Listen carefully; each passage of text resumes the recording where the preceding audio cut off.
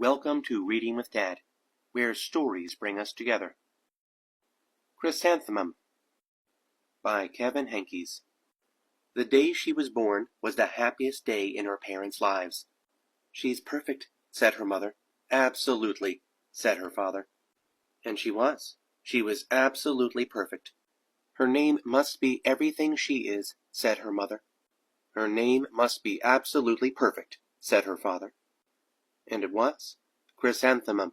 Her parents named her Chrysanthemum. Chrysanthemum grew and grew and grew. And when she was old enough to appreciate it, Chrysanthemum loved her name. She loved the way it sounded when her mother woke her up. She loved the way it sounded when her father called her for dinner. And she loved the way it sounded when she whispered it to herself in the bathroom mirror. Chrysanthemum, chrysanthemum, chrysanthemum. Chrysanthemum loved the way her name looked when it was written with ink on an envelope. She loved the way it looked when it was written with icing on her birthday cake. And she loved the way it looked when she wrote it herself with her fat orange crayon. Chrysanthemum, chrysanthemum, chrysanthemum. Chrysanthemum thought her name was absolutely perfect, and then she started school. On the first day, Chrysanthemum wore her sunniest dress and her brightest smile. She ran all the way. "Hooray!" said Chrysanthemum. "School!" But when Mrs. Chud took roll call, everyone giggled upon hearing Chrysanthemum's name. "It's too long," said Joe. "It scarcely fits on your name tag," said Rita, pointing. "I'm named after my grandmother," said Victoria. "You're named after a flower." Chrysanthemum wilted. She did not think her name was absolutely perfect. She thought it was absolutely dreadful. The rest of the day was not much better. During nap time, Victoria raised her hand and informed Mrs. Chud that Chrysanthemum's name was spelled with 13 letters. "That's exactly half as many letters as there are in the entire alphabet," Victoria explained. "Thank you for sharing that with us, Victoria," said Mrs. Chud. "Now put your head down." "If I had a name like yours, I'd change it," Victoria said, as the students lined up to go home.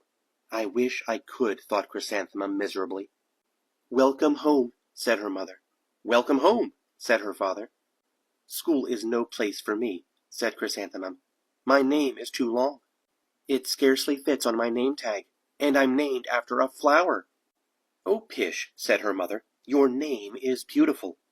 "And precious and priceless and fascinating and winsome," said her father. "It's everything you are," said her mother. "Absolutely perfect," said her father. Chrysanthemum felt much better after her favorite dinner, macaroni and cheese with ketchup, and an evening filled with hugs and kisses and parcheesi. That night, Chrysanthemum dreamed that her name was Jane. It was an extremely pleasant dream. The next morning, Chrysanthemum wore her most comfortable jumper. She walked to school as slowly as she could. She dragged her feet in the dirt. "Chrysanthemum, chrysanthemum, chrysanthemum," she wrote. "She even looks like a flower," said Victoria as Chrysanthemum entered the playground.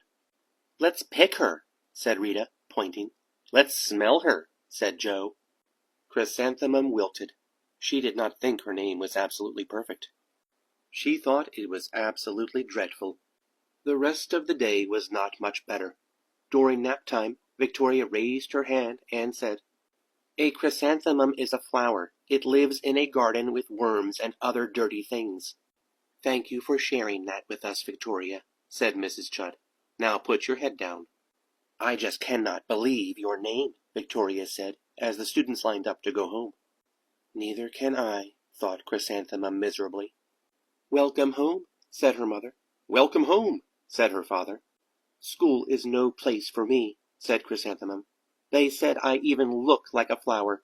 They pretended to pick me and smell me." "Oh, pish," said her mother. "They're just jealous." "And envious, and begrudging, and discontented, and jaundiced," said her father. "Who wouldn't be jealous of a name like yours?" said her mother. "After all, it's absolutely perfect," said her father. Chrysanthemum felt a trifle better after her favorite dessert, chocolate cake with buttercream frosting. and another evening filled with hugs and kisses and parcheesi. That night, Chrysanthemum dreamed that she really was a chrysanthemum. She sprouted leaves and petals.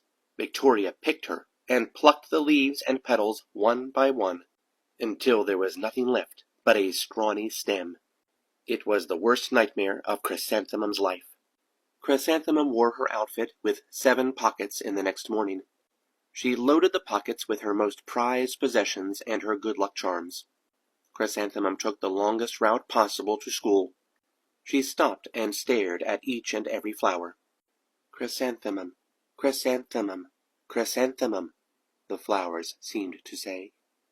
That morning, these students were introduced to Mrs. Twinkle, the music teacher. Her voice was like something out of a dream, as was everything else about her. The students were speechless. They thought Mrs. Twinkle was an indescribable wonder. They went out of their way to make a nice impression.